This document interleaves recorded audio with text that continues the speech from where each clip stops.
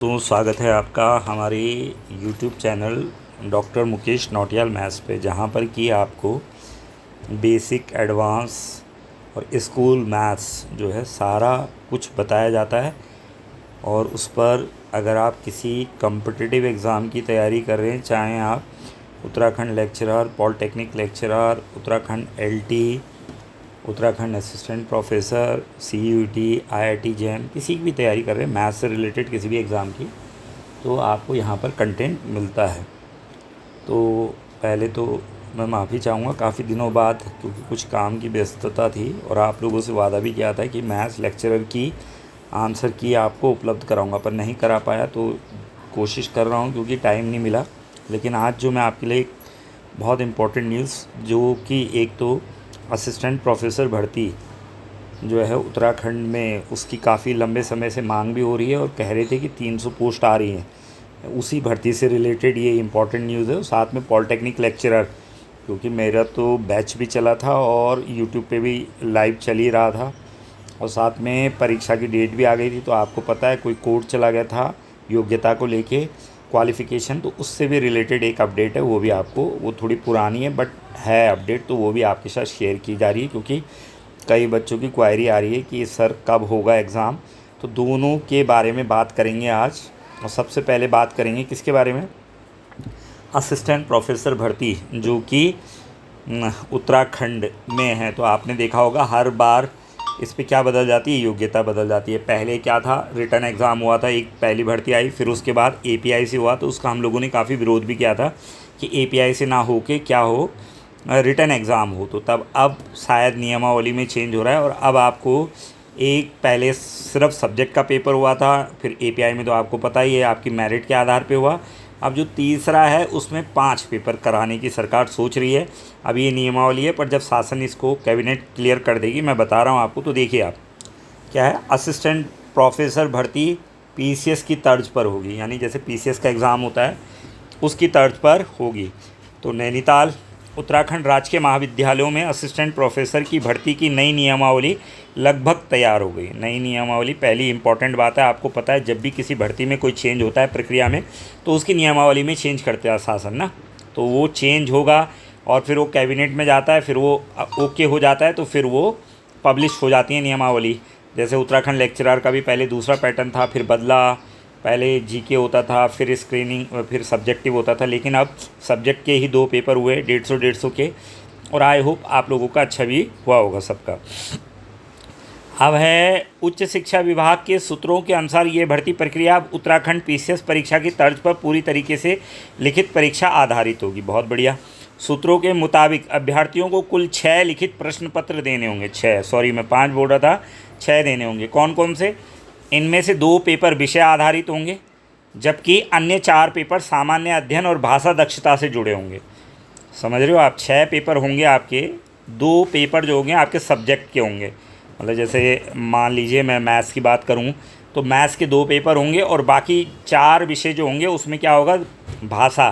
तो भाषा में एक हिंदी का होगा, एक इंग्लिश का, जैसे पॉलिटेक्निक का भी है, वो भी देखा होगा आपने। पॉलिटेक्निक में भी यही है, 2, उसमें कितना है, आई थिंक 300 नंबर का सब्जेक्ट है, फिर 100 नंबर का इंग्लिश है, 100 नंबर का हिंदी है, और 50 नंबर का इंटरव्यू है, और 100 नंबर का कंप्यूटर है, लेकिन वो शायद क्वालिफाइड है। इस तरीके से पॉलिटेक्निक का भी है, तो वही पैटर्न शायद फॉलो कर रहे हैं। अच्छा भी है, ठीक है। देखिए, किसी एक प्रक्रिया से पूरा इतने बड़े क्लास 1 की जॉब दे देना ठीक भी नहीं है। तो इनमें से 2 पेपर विषय आधारित होंगे, जबकि अन्य 4 पेपर सामान्य अध्ययन और भाषा दक्षता से जुड़े होंगे। तो प्रस्तावित परीक्षा के पैटर्न के अनुसार पहला पेपर संबंधित विषय का होगा, दूसरा पेपर भी संबंधित विषय पर आधारित होगा। इसके अतिरिक्त एक पेपर उत्तराखंड सामान्य ज्ञान, ये भी ठीक है कि उत्तराखंड सामान्य ज्ञान, तो इससे थोड़ा सा उत्तराखंड के बच्चों को क्या हो जाएगा, एडवांटेज हो। इसे भी हर राज्य देता ही अपने, आप राजस्थान देख लो, मध्य प्रदेश देख लो, कोई भी भर्ती देख लो, उत्तर प्रदेश देख लो, तो वो लोग क्या करते हैं, 50-60 क्वेश्चन अपने राज्य से रिलेटेड पूछे जाते हैं। तो अच्छा है, क्योंकि ये आपको पता ही ऑल इंडिया बेसिस पर होती है ऐसी भर्तियाँ। जो क्लास 1 होता है उस पर कोई वो नहीं चलता, जैसे समूह गा की भर्तियाँ होती हैं वो अलग होती हैं, उन पे आप वो लगा सकते हो कि राज्य का व्यक्ति भरेगा। बट जो क्लास 1 होती है वो ऑल ओवर इंडिया के लिए होती है, बट उसमें कुछ क्लॉज लगा के, जैसे देखो आपने अभी पंजाब में आई थी तो वहाँ भी क्या किया था उन्होंने कि पंजाबी कंपलसरी कर दी थी, तो बहुत सारे राज्य के लोग भर ही नहीं पाएंगे क्योंकि पंजाबी पढ़ी ही नहीं आपने 1 से 10वीं तक। अतिरिक्त एक पेपर उत्तराखंड सामान्य ज्ञान का होगा, ठीक है ना। तो आप समझ गए, 2 पेपर आपके सब्जेक्ट के होंगे, एक जीके का होगा 3, एक किसका होगा, हिंदी होगा 4, एक इंग्लिश होगा 5 और एक रीजनिंग है ना, शायद वही तो है। भाषा प्रस्तावित परीक्षा के पहला पेपर विषय का, दूसरा पेपर भी विषय का, इसके अतिरिक्त एक पेपर उत्तराखंड सामान्य ज्ञान का होगा, उत्तराखंड सामान्य ज्ञान का होगा, ठीक है। एक क्या होगा, उत्तराखंड सामान्य ज्ञान। पहला पेपर किसका होगा, संबंधित विषय का। पहला पेपर जो है आपका संबंधित विषय का होगा, दूसरा पेपर भी आपका संबंधित विषय का। ये पहला हो गया, दूसरा हो गया, ये तीसरा हो गया, और आप देखते हैं चौथा। इसके साथ ही अभ्यर्थियों को अंग्रेजी, देखो चौथा मैंने कहा अभी इंग्लिश लैंग्वेज, पांचवा हिंदी, और छठा रीजनिंग और तार्किक क्षमता, रीजनिंग और जो आपकी लॉजिकल पावर है उसका टेस्ट होगा। तो 6 पेपर देने होंगे, तो अच्छा भी है। अब देखो मैथ्स वालों के लिए तो रीजनिंग मैथ्स ही है, पहला पेपर मैथ्स, दूसरा पेपर मैथ्स, हिंदी अंग्रेजी पे मेहनत, और जीके आपको थोड़ा बहुत पढ़ना पड़ेगा अलग अलग। अब वो देखते हैं किसको कितना वेटेज देते हैं, वो सब्जेक्ट को कितना वेटेज देते हैं, जीके को कितना वेटेज देते हैं, इंग्लिश को कितना वेटेज देते हैं, हिंदी को कितना, रीजनिंग को कितना वेटेज देते हैं, वो तो बाद में आएगा जब नियमावली पब्लिश हो जाएगी। उच्च शिक्षा विभाग के अधिकारियों का कहना है कि पीसीएस की तर्ज पर परीक्षा कराने से चयन प्रक्रिया में अधिक पारदर्शी, निष्पक्ष और गुणवत्ता होगी। तो बात सही है, जितने ज़्यादा पेपर होते हैं तो उतना धांधली होने की संभावनाएं कम रहती है, और जितना वन डे पेपर है, एक पेपर के आधार पर अगर आप सिलेक्शन करो तो दिक्कत होती ही होती है। नई नियमावली को अंतिम रूप देने के बाद जल्दी शासन स्तर से स्वीकृति ली जाएगी। हालांकि अधिकारियों ने यह भी स्पष्ट किया है कि नियमावली और परीक्षा पैटर्न को लेकर अभी अंतिम निर्णय होना बाकी है। शासन की मोहर लगने के बाद ही आधिकारिक अधिसूचना, तो वो तो होता ही है। अभी तो ये क्या है, विभाग देता है प्रस्ताव बना के कि इस तरीके से आप एग्ज़ाम कराइए, लेकिन वो फाइनल मोहर कहाँ लगेगी, शासन से लगेगी, फिर कैबिनेट में जाएगी नियमावली, और फिर मैंने कहा कैबिनेट पास करेगी, तो तब वो क्या होगा, आधिकारिक रूप से उसकी अधिसूचना क्या हो जाएगी, जारी हो जाएगी। अभ्यर्थियों को सलाह दी गई कि वे विभाग की आधिकारिक वेबसाइट और प्रकाशित सूचनाओं पर नज़र बनाए रहें। तो अभ्यर्थियों को ये सलाह दी रखी है, तो देखिए इसीलिए मैं आपके लिए वीडियो लेके आया हूँ बनाकर कि वे विभाग की आधिकारिक वेबसाइट और प्रकाशित सूचनाओं पे नज़र बनाए रखें, क्योंकि आजकल लोगों को आदत होती है कि वेबसाइट कम ही देखते हैं, तो लोग, क्योंकि यूट्यूब में सारी जानकारी मिल जाती है तो वहाँ भी देख लेते हैं, तो अच्छी बात है, कोई दिक्कत नहीं, इसीलिए हम लोग देते भी हैं जानकारी। और तो ये है, और अगर आपको कोई डाउट हो, कोई प्रश्न हो आपके मन में, इससे जो उत्तराखंड हायर एजुकेशन बोलेंगे इसको, असिस्टेंट प्रोफेसर भर्ती, तो उस पर अगर आपके मन में कोई डाउट हो, कोई प्रश्न हो, तो आप मेरे को क्या है कमेंट करके पूछ सकते हैं। और फिर मैंने कहा अगर आप लोग क्या है, अब मैं पॉलिटेक्निक की बात करूँगा, तो पॉलिटेक्निक हो गया, उत्तराखंड लेक्चरर हो गया, उत्तराखंड एलटी हो गया, या ये जो हायर एजुकेशन है, या अदर एग्ज़ाम की अगर आप तैयारी कर रहे हैं, तो अगर जैसे आपको पॉलिटेक्निक का अगर रिकॉर्डेड क्लासेस चाहिए पॉलिटेक्निक लेक्चरर की, क्योंकि अभी बैच पढ़ाया था उसका पूरे साल चला था वो, अभी तो लेक्चरर का भी पूरा किया है, उससे पहले एएसओ, उससे पहले एलटी और लेक्चरर। तो अगर आपको चाहिए तो आप मेरे से इस नंबर पर 9897544379 पर कांटेक्ट कर सकते हैं। डॉक्टर मुकेश नौटियाल मेरा नाम है, ठीक है दोस्तों। तो अब आगे बढ़ते हैं। अब हम अपडेट के बारे में बात करेंगे, किसकी, ये पुरानी न्यूज़ है, वैसे मैं बताऊं तो आप लोगों ने देख ली होगी, क्योंकि आजकल मैं बिजी था उत्तराखंड लेक्चरर में, उसकी टेस्ट सीरीज चल रही थी, उसके रिवीजन चल रहा था, बहुत सारी चीज़ें चल रही थी, वो तो वहाँ बिजी था, तो ये नहीं बना पाया। लेकिन आज मैंने कहा क्योंकि अभी भी अब लोगों का ध्यान लेक्चरर से हट के अब पॉलिटेक्निक लेक्चरर की तरफ चला गया है, तो मैंने कहा ये भी थोड़ा बहुत बता दूँ। शैक्षिक योग्यता स्पष्ट नहीं होने से लटकी पॉलिटेक्निक प्रवक्ता की भर्ती, राज्य लोक सेवा आयोग मामले में तकनीकी शिक्षा सचिव को लिखा पत्र। तो सीधी सी बात है, आप देख रहे हैं कि आप सब लोगों को पता ही है, क्योंकि ये प्रकरण तो पूरा 1 साल हो गया इस प्रकरण को, पेपर होने वाले थे, पिछले साल ही होने वाले थे पेपर, लेकिन वो क्या हुआ था कि लास्ट में कोई क्वालिफ़िकेशन को लेके चला गया था कि भाई ये इतने ग्रेड पे किए तो इसमें बीटेक वालों को सम्मिलित ना किया जाए, एमटेक वालों को ही सम्मिलित किया जाए, कुछ ऐसा हुआ था। और तब से ये प्रकरण कोर्ट में ही है, और जैसे ही कोर्ट से निकलेगा तो तब तो उसी पर आधारित है कि शैक्षिक योग्यता स्पष्ट नहीं होने से लटकी पॉलिटेक्निक प्रवक्ता की परीक्षा। तो क्या कहा है कि प्रदेश के राजकीय पॉलिटेक्निक संस्थानों में 500 से अधिक पदों पर प्रवक्ताओं की भर्ती होनी है, लेकिन भर्ती के लिए शैक्षिक योग्यता को लेकर स्थिति क्या है, स्पष्ट नहीं है। राज्य लोक सेवा आयोग इस मामले में शासन को भर्ती से पहले स्थिति स्पष्ट करने के लिए कहा है। आयोग का कहना है कि भर्ती के लिए समकक्ष अर्हता का स्पष्ट उल्लेख किया जाना चाहिए। मतलब जो समकक्ष होती है ना कि हाँ यार ये या ये, उसको स्पष्ट क्लियरली बताना चाहिए ना कि यार मान लो जैसे एमटेक मान लो उन्होंने दिया था, वैसे तो अप्लाइड साइंस के लिए क्या होना चाहिए, अप्लाइड साइंस के लिए आप देखते हैं असिस्टेंट प्रोफेसर में भी क्या है 55% ही है अभी, लेकिन यहाँ 60 कर दिया था। तो वो इंजीनियरिंग, अरे इंजीनियरिंग अलग है और अप्लाइड अलग है, ये दो ट्रेड होते हैं ना। क्योंकि जैसे आपने देखा होगा बीटेक कॉलेजों में भी इंजीनियरिंग एक ट्रेड होता है और एक अप्लाइड साइंस ट्रेड होता है। तो अप्लाइड का अलग है और इंजीनियरिंग का अलग है। तो ये बेसिकली रिट तो वैसे इंजीनियरिंग पे ही लगी है, लेकिन अप्लाइड के लिए भी मुझे लग रहा है कि उनको सोचना चाहिए कि 55% वालों को भी क्या करना चाहिए, एलिजिबल, क्योंकि कई बच्चों की मांग भी है उस पर ना, मांग भी है। कई कोर्ट से भी लेके आए थे इस पर, क्या लाए थे, स्टे लाए थे कि हमको भर्ती में प्रक्रिया में शामिल किया जाए। तो शायद सब कुछ रिवाइज़ करेंगे, वो देखते हैं क्या क्या रिवाइज़ होता है भाई, अब वो तो शासन पे डिपेंड करता है। पर हर सरकार को ये देखना चाहिए कि लोकल परिस्थितियों के हिसाब से, क्योंकि उत्तराखंड के परिस्थितियों, क्योंकि अब वो पैटर्न तो नहीं, हम जो उत्तर प्रदेश हो गया या कोई अदर स्टेट है भाई, तो सबकी अपनी अपनी भौगोलिक परिस्थितियाँ हैं, अपनी अपनी कंडीशंस है, उसके आधार पर डिसीजन लेते हैं राज्य। तो हमारी जो परिस्थितियाँ, हमारे उत्तराखंड राज्य की जो भौगोलिक परिस्थितियाँ, यहाँ के बच्चे बहुत पहाड़ों में रहने वाले स्ट्रगल करते हैं बच्चे, तो कहाँ उतना घर में भी देखना है लोगों को, खेती है, कई सारे काम करके तब वो बेचारे पढ़ते हैं, फिर मेहनत करके तब अपने लिए क्या करना है उनको, तो उतने परसेंटेज नंबर भी नहीं ला पाते हैं। तो सब चीज़ देखना चाहिए सरकार को, इसीलिए लोगों ने स्ट्रगल करते भी हैं।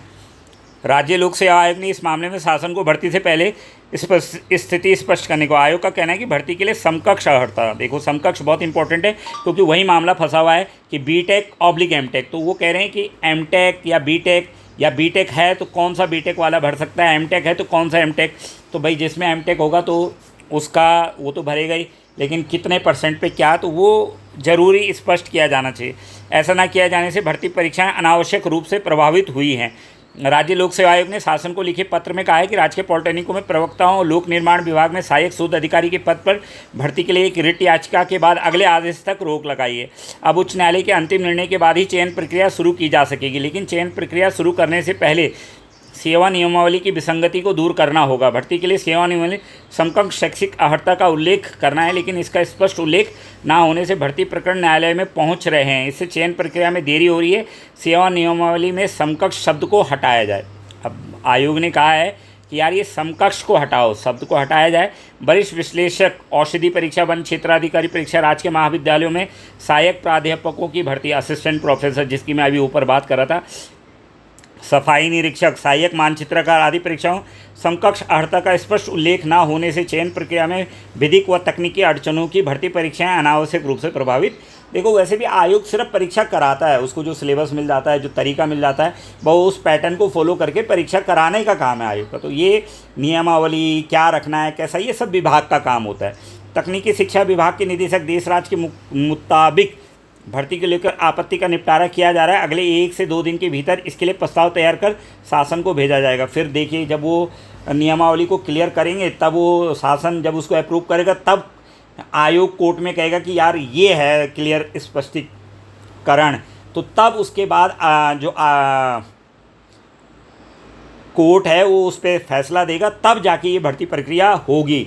होना है इसने, ऐसा नहीं है कि नहीं है, बच्चे तैयारी कर रहे हैं। लेकिन क्योंकि ये तो काफ़ी मेरे ख्याल से हो गए, इसको 10-15 दिन पुरानी न्यूज़ है ये, मेरे को पास उस समय टाइम नहीं था, तो आज हायर वाले के साथ ही मैंने कहा इसको भी इंक्लूड कर देता हूँ।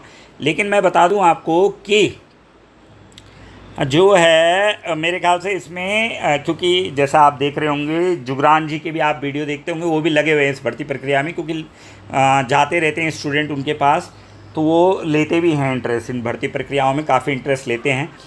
तो मैं ये कह रहा हूँ कि अब आप तैयारी कर रहे हैं तो करो इसकी तैयारी फटाफट, क्योंकि मेरे ख्याल से जैसे ही शासन यहाँ से अप्रूव करेगा तब वो कोर्ट में देगा, तो कोर्ट तो एक दिन में डिसीजन, कोर्ट ने तो इसीलिए होल्ड कर रखा है ना कि आप क्लियर करो भाई कि किसको भराना है किसको नहीं भराना है। बाकी ऐसा कोई मुद्दा थोड़ी है उस पर कि आप क्लियर करो कि भाई अगर बीटेक वाला है तो उसको क्या 65% लाने हैं, 60% लाने हैं, एमटेक वाले को क्या है, ऐसे ही अप्लाइड में भाई कौन अगर जिसने एमएससी कर रखा है और वो कितने परसेंट पे, या पीएचडी वाला है तो क्या उसको 5% की छूट दी जा सकती है। तो इस तरीके से जो वो कह रहा है कि भाई समकक्ष अर्हता को स्पष्ट उल्लेख करना चाहिए ना, जो समकक्ष मतलब ये और ये एक ही है, मतलब इसको भी इसके हिसाब से।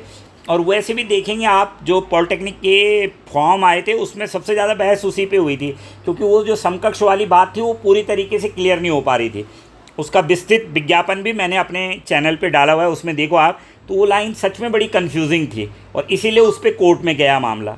तो ये देखना चाहिए, ज़्यादा इधर उधर सीधी लैंग्वेज लिखो ना यार, जो क्लियर है, तो वो देगा जब शासन को विभाग, तो ये भर्ती प्रक्रिया फिर कंप्लीट होगी।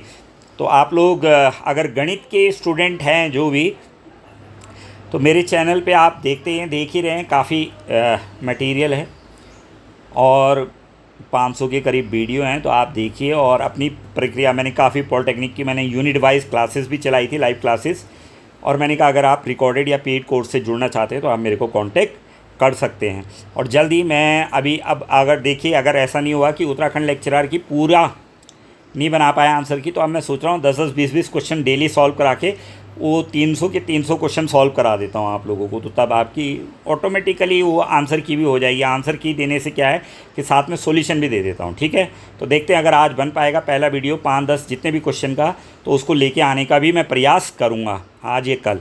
और बाकी ये आप लोग बने रहें। और ये तो अच्छी न्यूज़ है जो हायर एजुकेशन असिस्टेंट प्रोफेसर भर्ती परीक्षा की तैयारी कर रहे हैं, क्योंकि 300 पद आने वाले थे, कहा जा रहा था, कई लंबे समय से चल रहा है कि 300 पद आएंगे, 300 पद आएंगे। तो अगर चुनाव से पहले, क्योंकि अगले साल दिसंबर जनवरी में तो चुनाव ही हैं, उससे पहले अगर सरकार दे देती है ये पद तो बहुत अच्छा है, बेरोजगारों के लिए भी, सबके लिए। क्योंकि भाई पीएचडी, नेट क्वालिफाइड, यूसेट क्वालिफाइड भी हमारे राज्य में बहुत हो गए हैं। और उससे पहले लगभग एक यूसेट का एग्ज़ाम भी सरकार को क्या करना चाहिए, कराने का प्रयास करना चाहिए। यार देखो, ये तो एलिजिबिलिटी टेस्ट हैं, जैसे टीईटी का होता है, यूसेट होता है, तो क्या है, ये साल में एक बार करा लिया जाए। पर उत्तराखंड में वो भी आपने देखा होगा बहुत समय लगता है उसको होने में, 2-2, 3-3 साल में एक बार यूसेट का एग्ज़ाम। क्योंकि कई बच्चों के हमारे पास फ़ोन आते हैं कि सर कब होगा यूसेट, कब होगा। अदर राज्यों में देखो लगभग 1 साल, 1.5 साल, 2 साल में हो ही जाता है। यहाँ उत्तराखंड, तो आप लोगों को इन चीज़ों पर भी बात करनी चाहिए। जैसे और लोग हैं जो बेरोजगार संघ वाले हैं, वो इन चीज़ों पर भी ध्यान दें कि ये जो कम से कम एलिजिबिलिटी टेस्ट हैं ये रेगुलर इंटरवल में होने चाहिए, ताकि बच्चों को, अरे ठीक है, वो तो जितना ज़्यादा लोग एलिजिबल होंगे उतना अच्छा कंपटीशन होगा। और बाकी तो निकलना श्रेष्ठ नहीं है, ठीक है, अच्छा बच्चा निकले वो सबके लिए बढ़िया है। और होना चाहिए कंपटीशन, हेल्दी होना चाहिए और वो होना चाहिए। और ये मुझे भी ठीक लगा, ये जो पैटर्न है, अगर इस पैटर्न में असिस्टेंट प्रोफेसर की परीक्षा होती है तो बेस्ट है ये। क्यों? क्योंकि इसमें भाई आपके हर स्किल को चेक किया जाएगा। तो आई थिंक दोस्तों बने रहें चैनल के साथ।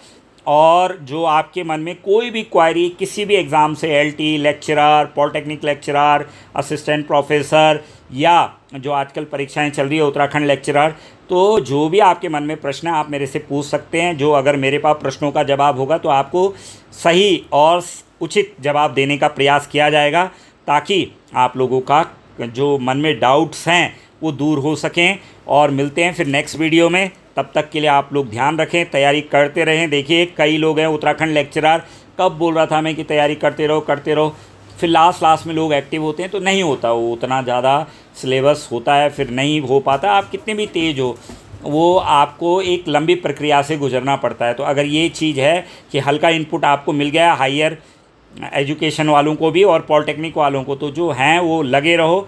क्योंकि फिर जिस दिन वो क्लियर होगा तो आयोग तो अगले दिन पेपर करा देगा, तब आप लोग कहोगे कि नहीं जी अभी तो हमको टाइम ही नहीं मिला। रहे टाइम तब मिलेगा ना, 2 साल से चल रही है प्रक्रियाएं, तो करिए। और जो हायर एजुकेशन वाले हैं वो भी मेरे हिसाब से इस हिसाब से अपने को देखते रहिए, तो अच्छा ही हो गया। पॉलिटेक्निक लेक्चरर की जो तैयारी कर रहे हैं उसमें भी 100 हिंदी है, 100 इंग्लिश है, तो उसी पैटर्न को आगे बढ़ेगा। तो जो पॉलिटेक्निक लेक्चरर भरेंगे वही फिर इसको, वो भी इसके एलिजिबल भी तो होंगे, उनमें जिन्होंने यूसेट कर रखा होगा, पीएचडी कर रखी होगी, तो वही तो भरेंगे हायर एजुकेशन का भी।